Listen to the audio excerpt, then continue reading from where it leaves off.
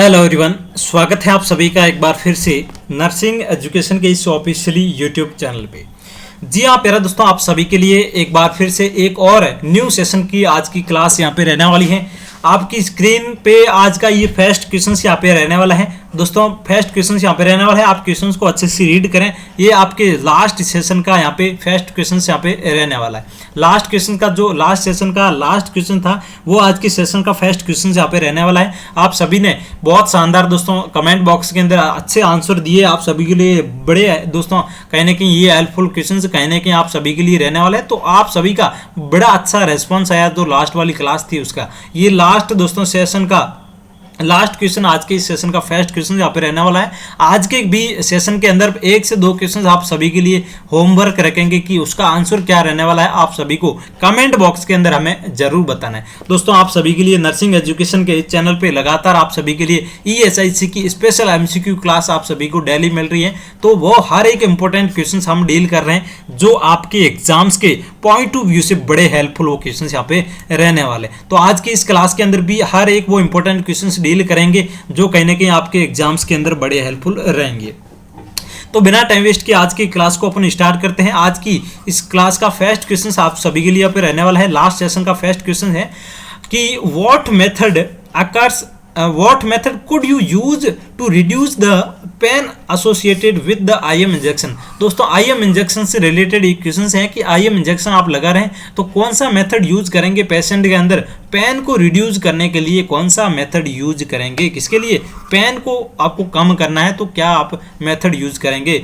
Use breathing and relaxation technique, क्या आप relaxation और ब्रीथिंग रिलैक्सेशन टेक्निक यूज करेंगे या फिर use large bore needle use करेंगे, बड़ी निडल यहाँ पे यूज करेंगे, या फिर use the same site for the was used previously, जो प्रीवियसली आपने IM इंजेक्शन लगाया था वही साइट एक बार फिर से यूज करेंगे, या फिर बात करें तो नेक्स्ट ऑप्शन रहने वाला है कि insert the needle slowly, needle को आपको स्लोली इंसर्ट करना है। दोस्तों क्या आंसर रहने वाला है। सबसे पहले बात करें तो यहाँ पे IM इंजेक्शन पूछा गया है तो IM इंजेक्शन हमेशा 90 डिग्री के एंगल पे लगता है, आप सभी को पता है। और सबक्यूटेनियस की बात करें तो सबक्यूटेनियस 45 डिग्री के एंगल पे लगता है, और इंट्राडर्मल की बात करें तो आपका 10 to 15 डिग्री के एंगल पे लगता है, और इंट्रावीनस की बात करें तो आपका 20 to 30 या फिर 35 तक के एंगल पे लगता है। 35 तक डिग्री तक के एंगल पे IV आपका इंजेक्शन लगता है इंट्रावीनस। यहाँ पे दोस्तों IM पूछा गया है तो IM इंजेक्शन के लिए आपका जो मेथड आप यूज करेंगे पेन को रिड्यूस करने के लिए वो आपका रहने वाला है कि आपको क्या करना है, रिलैक्सेशन टेक्निक यूज करनी है, use breathing and relaxation technique. तो ऑप्शन नंबर आपका A यहाँ पे राइट आंसर रहने वाला है। आपको पेशेंट को बोलना है कि आप रिलैक्सड हुए और रिलैक्सड होकर आपके ब्रीथिंग रहे, रिलैक्सेशन कहीं ना कहीं टेक्निक आपको यूज करनी है। ऑप्शन नंबर A आपका यहाँ पे राइट आंसर रहने वाला है। दोस्तों शानदार क्वेश्चन था आप सभी के लिए। एक और शानदार क्वेश्चन आपकी स्क्रीन पे क्वेश्चन दोस्तों बड़ा इंटरेस्टिंग है, आप सभी लोग इसका आंसर जरूर दें कमेंट बॉक्स के अंदर। दोस्तों इसकी लैंग्वेज थोड़ी लंबी हो सकती है लेकिन हर एक वो इंपॉर्टेंट क्वेश्चन बड़ा हो या फिर शॉर्ट हो, सभी क्वेश्चन आप तक डिलीवर किए जाएंगे जो आपको एग्जाम्स के अंदर डायरेक्टली जरूर देखने को मिलेंगे। क्वेश्चन दोस्तों बड़ा इंटरेस्टिंग है। क्वेश्चन में क्या पूछा गया है कि you have administered an intramuscular injection to a child who is in your ward के अंदर एक पेशेंट आया है जिसको आप IM इंजेक्शन यहाँ पे लगा रहे हैं चाइल्ड के अंदर। The child stand that she does not want to injection, she है child states that she does not want to injection, जो सी यहाँ पे है तो आपको इंजेक्शन नहीं लगवाना चाहती है because she is the frightened of injection से डरी हुई है। बिगन क्राई जब भी क्राई कर रहा है उस कंडीशन में यहाँ पे डरा हुआ लग रहा है इंजेक्शन से, उस कंडीशन में आप क्या यहाँ पे यूज करेंगे, what would you do if the child still refuse the injection, कहीं ना कहीं उस कंडीशन में आप क्या यहाँ पे करने वाले हैं। बड़ा इंटरेस्टिंग क्वेश्चन है। गिव द इंजेक्शन एनीवे, आपको किसी भी कंडीशन में इंजेक्शन लगाना है, या फिर डू नथिंग कुछ भी नहीं करेंगे, या फिर discuss it with the doctor to see it can be given by the different route से देंगे, या फिर कोई IM नहीं देके या आप डॉक्टर के साथ में डिस्कस करेंगे, या फिर option D give the injection to the child whilst she is sleeping, जब वो लड़की सो जाएगी उस कंडीशन में आप इंजेक्शन लगवाएंगे। तो बड़ा इंटरेस्टिंग क्वेश्चन है दोस्तों। चाइल्ड है वो कहीं ना कहीं वार्ड के अंदर आया और इंजेक्शन नहीं लगवाना चाह रहा है, जब भी इंजेक्शन देखा है तो उस कंडीशन में डर गया और रोने लग गया। तो उस कंडीशन में आप क्या यहाँ पे करने वाले हैं, बड़ा इंटरेस्टिंग आप सभी के लिए दोस्तों क्वेश्चन यहाँ पे रहने वाला है आपकी स्क्रीन पे। तो आपको क्या करना है, ऑप्शन नंबर सी यहाँ पे राइट आंसर रहने वाला है आप सभी के लिए, कि डिस्कस करना है आपको डॉक्टर के साथ में कि she can be given by the different route, other कोई रूट से आप क्या इंजेक्शन यहाँ पे लगाएं। तो डॉक्टर के साथ में बैठ के आपको डिस्कस करना है कि कौन से रूट से आप इंजेक्शन लगाएं, पेशेंट क्या है, डर रहा है और कराई करने लगा है उस कंडीशन में। ऑप्शन नंबर सी आपका यहाँ पे राइट आंसर रहने वाला है। ये दोस्तों वो जो क्वेश्चन है जो प्रीवियसली आपके एग्जाम्स के ESIC के एग्जाम्स के अंदर या फिर अदर कोई भी एम्स के एग्जाम्स के अंदर पूछे हुए क्वेश्चन आप सभी के लिए रहने वाला है। एक और दोस्तों आपकी स्क्रीन पे क्वेश्चन आप सभी के लिए रहने वाला है। An elderly patient is eating lunch, दोस्तों एक एल्डरली पेशेंट है, ईटिंग क्या लंच ईट कर रहा है, खाना खा रहा है दोपहर का। When he begin to choke, दोस्तों उस टाइम शॉक की कंडीशंस आ गई हैं। She is unable to speak, दोस्तों उस कंडीशन में पेशेंट है वो कहीं ना कहीं बोल नहीं पा रहा है, कहीं ना कहीं क्या हो गया है कि लंच कर रहा है और कहीं ना कहीं उसके जो आपका इसोफेगस की कंडीशन में कहीं शॉकिंग की कंडीशन पेशेंट के अंदर देखने को मिल रही है। And unable to speak and is trying to cough, patient क्या कर रहा है, कफ की ट्राई कर रहा है। And his breathing is noisy, कहीं ना कहीं नॉइसी ब्रीथिंग देखने को मिल रही है। ही appears very frightened when adult lose the consciousness during a shocking episode, what action should be taken, उस कंडीशन में आप क्या एक्शन यहाँ पे रहने वाला है आप सभी का। शॉकिंग की कंडीशन में है दोस्तों अनेबल टू स्पीक, कहीं ना कहीं बोल नहीं पा रहा है और ट्राई कर रहा है कफ की, उस कंडीशन में नॉइसी ब्रीथिंग आपको देखने को मिल रही है, डरा हुआ पेशेंट लग रहा है। तो उस कंडीशन में आप क्या करने वाले हैं, एडल्ट के अंदर जो लॉसेज हो रहा है, क्या कॉन्शियसनेस लॉसेज हो रही है, तो उस कंडीशन में आप क्या करने वाले हो शॉकिंग एपिसोड की कंडीशन में। ऑप्शन की बात करें तो फर्स्ट ऑप्शन रहने वाला है बिगन चेस्ट कंप्रेशन, क्या आप पेशेंट को चेस्ट कंप्रेशन देंगे। Option number be open airway, क्या पेशेंट के अंदर आपका ओपन एयरवे करेंगे आप।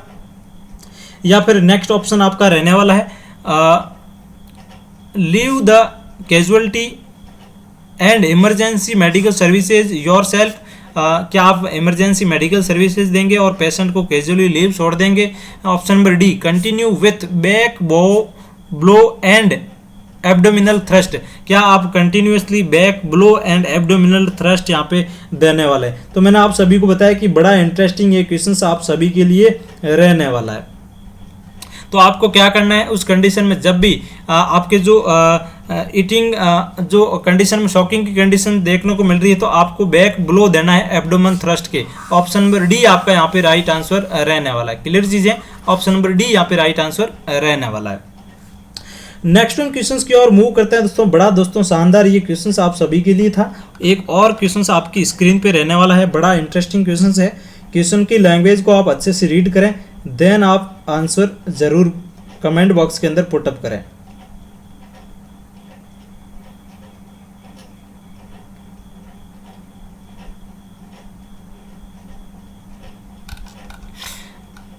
जी हाँ दोस्तों, इस क्वेश्चन को पूछे गए हैं कि यहाँ पे पूछे गए हैं शॉकिंग एपिसोड हो रहा है और एडल्ट लूज द कॉन्शियसनेस को लूज कर रहा है, उस कंडीशन में यहाँ पे क्या करने वाले हैं। यहाँ पे आपने अच्छे से आपको रीड नहीं किया होगा। यहाँ पे ये ऑप्शन बताया क्वेश्चन में बताया गया, यहाँ पे आप देख सकते हो कि एडल्ट पेशेंट है, कहने की कॉन्शियसनेस को लूज कर रहा है, उस कंडीशन में आप क्या करेंगे, कहीं ना कहीं जो आपका बैक फ्लो जो आपका है कंटिन्यू आप क्या करेंगे, एब्डोमिनल थ्रस्ट न देके आपको क्या करना है, चेस्ट कंप्रेशन आपको स्टार्ट करना है, CPR आपको पेशेंट के अंदर स्टार्ट करना है। दोस्तों बात करें तो ऑप्शन नंबर आपका ए यहाँ पे राइट आंसर जाने वाला है। जी हाँ दोस्तों, सॉरी आप सभी के लिए कि ये क्वेश्चन है, इसका आंसर क्या रहने वाला है, ऑप्शन नंबर आपका ए रहने वाला है। आपको चेस्ट कंप्रेशन स्टार्ट करना है इस कंडीशन के हिसाब से। एडल्ट के अंदर क्या है, कॉन्शियसनेस लॉस आपको देखने को मिल रहा है, पेशेंट अनकॉन्शियस हो रहा है, उस कंडीशन में आपको क्या करना है, CPR पेशेंट के अंदर स्टार्ट करना है। क्लियर चीज है, और कहीं ना कहीं नॉइसी ब्रीथिंग भी देखने को मिल रही है उस कंडीशन में।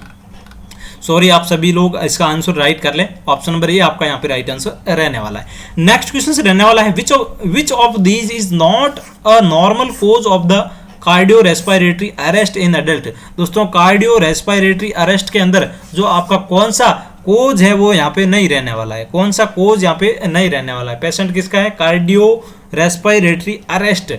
नॉर्मली कोज कौन सा नहीं रहने वाला? सभी कोज है और एक आपका कोज नहीं है।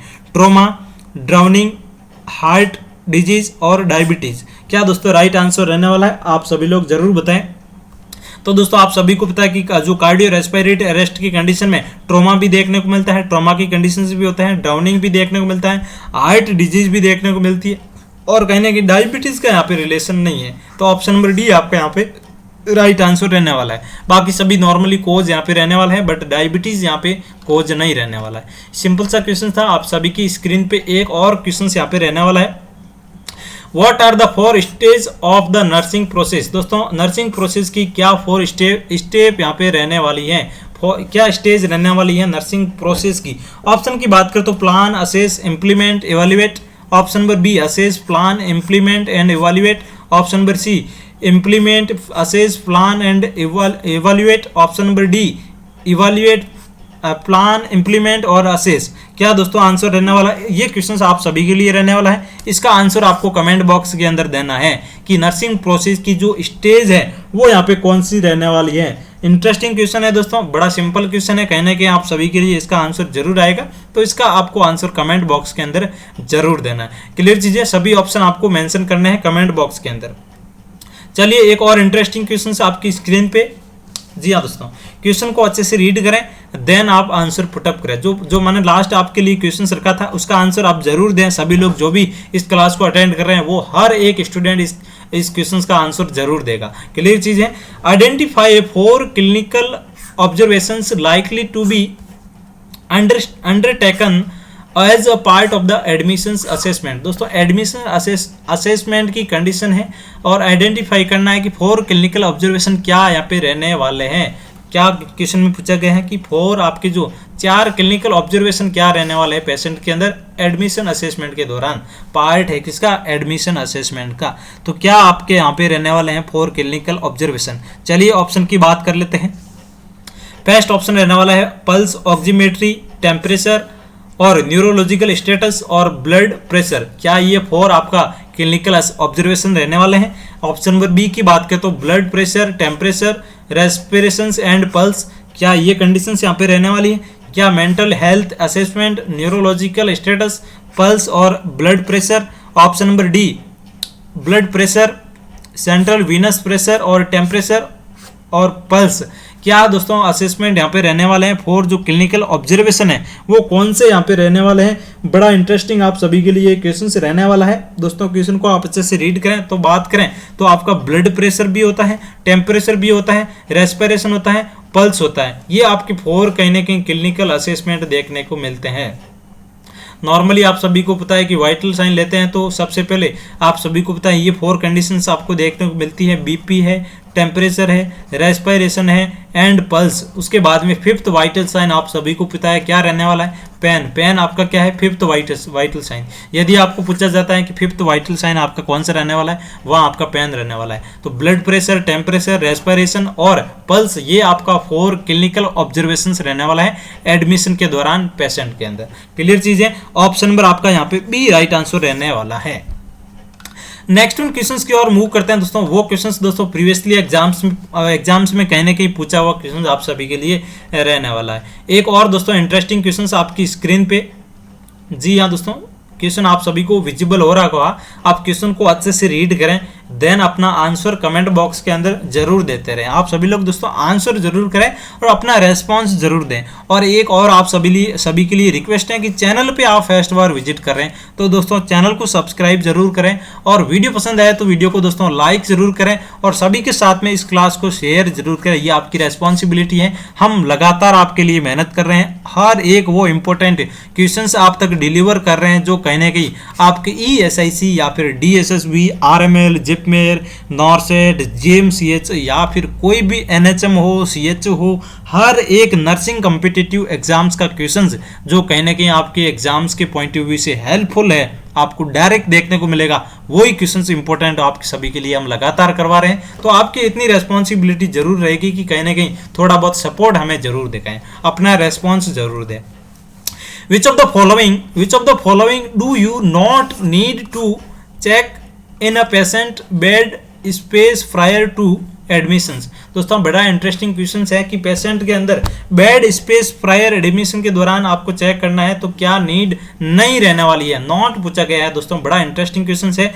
Oxygen port and mask, pulse oximetry, clean and tidy and patients name board, क्या चीज आप नहीं करने वाले हैं, क्या यहाँ पे नीड नहीं है, बाकी सभी नीड है। एक ऑप्शन है वो कहीं ना कहीं आप सभी के लिए यहाँ पे नीड नहीं रहने वाली है। तो बात करें तो फर्स्ट ऑप्शन आपका रहने वाला है ऑक्सीजन पोर्ट मास्क, ये आपकी इसकी जरूरत होती है। क्लीन एंड टाइडी ये भी जरूरत है। पेशेंट के नेम जो आपका बोर्ड होता है वो भी कहने के चेक करने की नीड होती है। बेड स्पेस के अंदर प्रायर ये कंडीशंस रहने वाली है, बट पल्स ऑक्सीमेट्री की यहाँ पे प्रायर कंडीशंस आपकी जरूरत कहीं ना कहीं नहीं रहने वाली। तो इस क्वेश्चंस के हिसाब से ऑप्शन नंबर बी आपका यहाँ पे राइट आंसर रहने वाला है। नेक्स्ट वन क्वेश्चंस की ओर मूव करते हैं दोस्तों। एक और क्वेश्चंस आपकी स्क्रीन पे बड़ा दोस्तों शानदार और यूनिक क्वेश्चन है आप सभी के लिए। क्वेश्चन के अंदर क्या पूछा गया है कि how quickly should an assessment be completed following patients admissions. दोस्तों बड़ा इंटरेस्टिंग क्वेश्चन है। Quickly should an assessment to be completed following patients admission, patient admissions के दौरान क्या क्विकली असेसमेंट आपको करने हैं कंप्लीट, कितने टाइम के अंदर पेशेंट एडमिशन के बाद में आपको असेसमेंट करना कंपल्सरी कंप्लीटेड करना जरूरी है क्विकली, विद इन 1 आवर्स या फिर विद इन 4 आवर्स या फिर विद इन 6 आवर या फिर विद इन 24 आवर्स। दोस्तों आप सभी को पता है कि पेशेंट को एडमिशन करने के विद इन 4 आवर्स के अंदर आपको सारे असेसमेंट करने होते हैं विद इन 4 आवर्स। क्लियर चीज़ है। तो बात करें तो 1 आवर्स यहाँ पे रॉन्ग है, विद इन वो 4 आवर्स यहाँ पे राइट रहने वाला है, 6 आवर्स नहीं है, 24 आवर्स नहीं है। तो ऑप्शन नंबर आपका यहाँ पे बी राइट आंसर रहने वाला है। क्लियर चीज़ है, ऑप्शन नंबर बी यहाँ पे राइट आंसर रहने वाला है। ये दोस्तों बड़ा शानदार क्वेश्चन है। इसी टाइप के क्वेश्चन आपको जरूर कहीं ना कहीं देखने को जरूर मिलेंगे।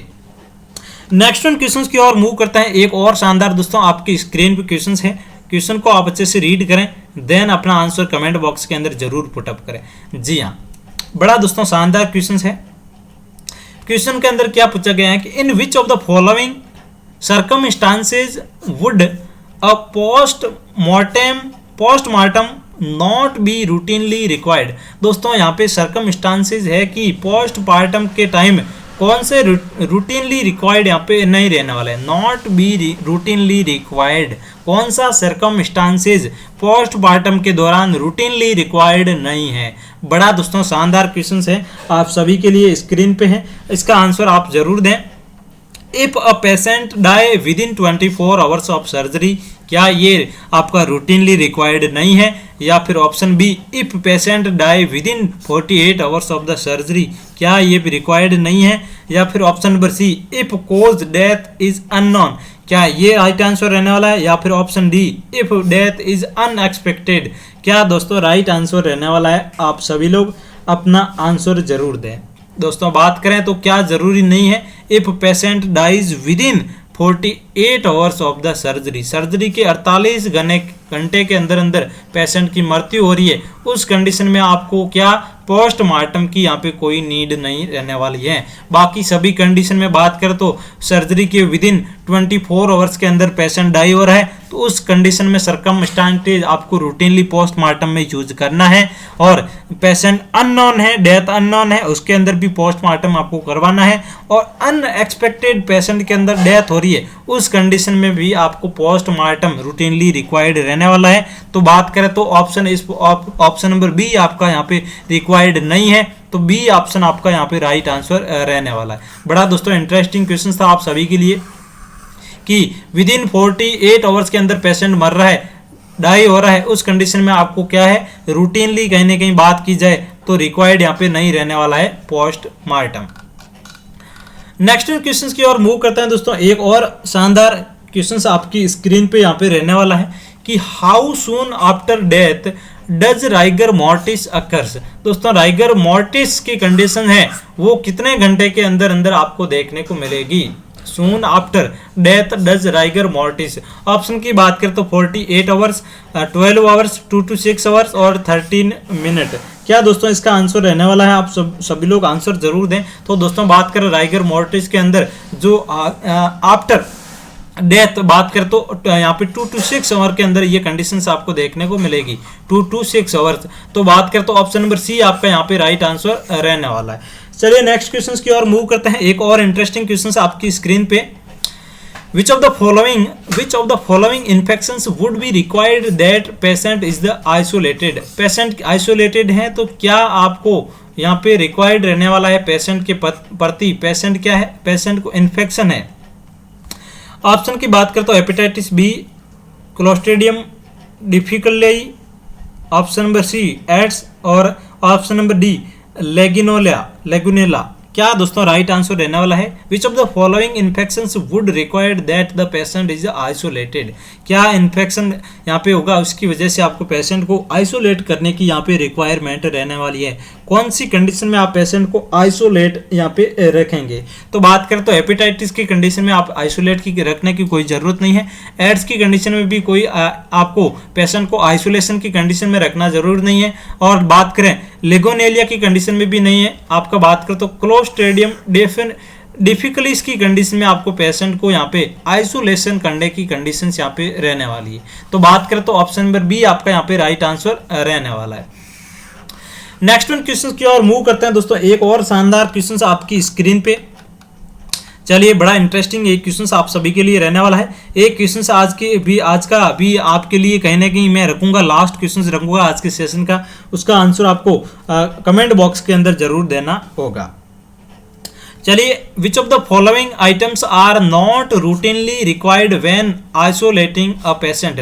पेशेंट को आइसोलेटिंग की कंडीशन है, आइसोलेशन की कंडीशन है, तो कौन सा आपका यहाँ पे रूटीनली रिक्वायर्ड नहीं रहने वाला है पेशेंट के लिए? कौन सा आइटम है वो रूटीनली रिक्वायर्ड नहीं रहने वाला है? ऑप्शन की बात करें तो डिस्पोजेबल नॉन स्टाइल एप्रॉन, ये आपका रूटीनली जरूरत नहीं है, या फिर स्टाइल लेटेक्स ग्लोव्स जरूरत नहीं है, या फिर नॉन स्टाइल लेटेक्स और नाइट्राइल ग्लोव्स ये जरूरत नहीं है, या फिर डिसोल्युबल लॉन्ड्री बैग्स यहाँ पे जरूरत नहीं है। दोस्तों क्या आंसर रहने वाला है? आप सभी लोग अपना आंसर कमेंट बॉक्स के अंदर जरूर दें। तो दोस्तों बड़ा इंटरेस्टिंग ये क्वेश्चन आप सभी के लिए रहने वाला है। इसका आंसर आप सभी को कमेंट बॉक्स के अंदर जरूर देना है। क्लियर चीज है? तो क्या कंडीशंस यहाँ पे रहने वाला ये क्वेश्चन, चलिए आपके लिए होमवर्क रख लेते हैं कि कौन सी कंडीशंस आपको कौन सा आइटम है routinely not routinely required when isolating a patient. Patient isolating है तो कौन सी कंडीशंस, कौन सा आइटम यहाँ पे रूटीनली आपको रिक्वायर्ड यहाँ पे नहीं है। क्लियर चीज है? बड़ा इंटरेस्टिंग क्वेश्चन है ये। क्वेश्चन आपके लिए होमवर्क रख लेते हैं, कमेंट बॉक्स के अंदर इसका आंसर आपको देना है। क्लियर चीज है? नेक्स्ट वन क्वेश्चन की ओर मूव करते हैं। बड़ा इंटरेस्टिंग और शानदार क्वेश्चन आप सभी के लिए एक और रहने वाला है। चलिए एक क्वेश्चन अपन करवा लेते हैं। जो लास्ट क्वेश्चन आज के सेशन का होगा वो आपके लिए रखेंगे। तो इसका आंसर की बात करें तो not routinely required when isolating a patient, तो आपका जो भी स्टाइल जो लेटेक्स ग्लोव्स है वो यहाँ पे रूटीनली रिक्वायर्ड नहीं है। ऑप्शन नंबर इसका बी यहाँ पे राइट आंसर रहने वाला है। चलिए नेक्स्ट क्वेश्चन की ओर मूव करते हैं। आज के सेशन का लास्ट क्वेश्चन रखेंगे ताकि जो नेक्स्ट सेशन होगा उसके अंदर वो क्वेश्चन आपको करवा दिया जाएगा। क्लियर चीजें? इसलिए आज के सेशन का लास्ट क्वेश्चन आप सभी के लिए रहेगा जिसका आंसर आपको कमेंट बॉक्स के अंदर देना होगा। What are the symptoms of wound colonized with MRSA? दोस्तों मरसा यहाँ की कंडीशंस दे रखी हैं, तो यहाँ पे पूछा गया कि कौन सा सिम्टम आपको देखने को मिलेगा वुंड क्लोनिनाइज्ड विथ मरसा। मरसा की कंडीशन है और वुंड देखने को मिल रहा है क्लोनाइज्ड वुंड है विथ मरसा है, तो कौन सी कंडीशन यहाँ पे देखने को मिलेगी? ऑप्शन की बात करें तो फर्स्ट ऑप्शन रहने वाला है inflammation, option number B pain, option number C pyrexia और option number D none of above. बड़ा इंटरेस्टिंग क्वेश्चन है दोस्तों। क्या आंसर रहने वाला है? आप सभी लोग भी अपना आंसर कमेंट बॉक्स के अंदर जरूर दें। तो दोस्तों बात करें जो आपका वुंड कोलोनाइज्ड विथ मरसा की सिम्टम्स की बात करें तो इन्फ्लामेशन भी देखने को मिलेगा, पेन भी देखने को मिलेगा, पायरेक्सिया की कंडीशंस भी देखने को मिलेगी, तो नन ऑफ एबो इसका राइट आंसर जाने वाला है। इनमें से कोई कंडीशन इसके अंदर नहीं देखने को मिलेगी। क्लियर चीजें? ये सभी इसके अंदर नहीं देखने को मिलेगी। इन्फ्लामेशन, पेन, फायर एग्जाम, ये विथ मरसा पूछा गया है, तो ये सारी कंडीशंस यहाँ पे नहीं देखने को मिलेगी। तो बात करें तो नन ऑफ एबो यहाँ पे राइट आंसर रहने वाला है। क्लियर चीजें, ऑप्शन नंबर डी आपका यहाँ पे राइट आंसर रहने वाला है।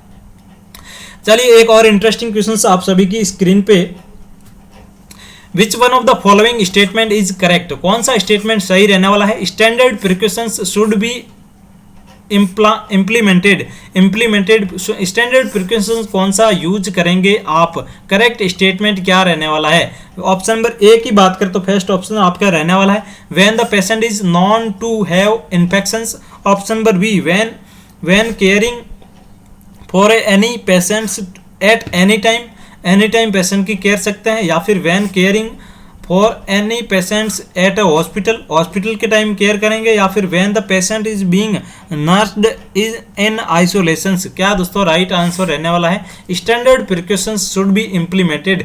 क्या स्टेटमेंट यहाँ पे राइट रहने वाला है जिसके लिए आप स्टैंडर्ड प्रिकॉशंस यहाँ पे यूज कर रहे हैं। तो बात करें यहाँ पे when caring for any patients at any time आपको स्टैंडर्ड प्रिकॉशंस यूज करना है। तो यहाँ पे करेक्ट स्टेटमेंट की बात करें तो ऑप्शन नंबर आपका बी यहाँ पे राइट आंसर रहने वाला है। नेक्स्ट क्वेश्चन की ओर मूव करते हैं। एक और इंटरेस्टिंग क्वेश्चन आपकी स्क्रीन पे, an aseptic technique should be used when caring out which of the following procedure. दोस्तों बड़ा इंटरेस्टिंग क्वेश्चन कि aseptic technique should be use करनी है जब caring out which of the following procedure, कौन सा प्रोसीजर है जिसके अंदर असेप्टिक टेक्निक आप यूज करेंगे, आपको यूज करनी चाहिए।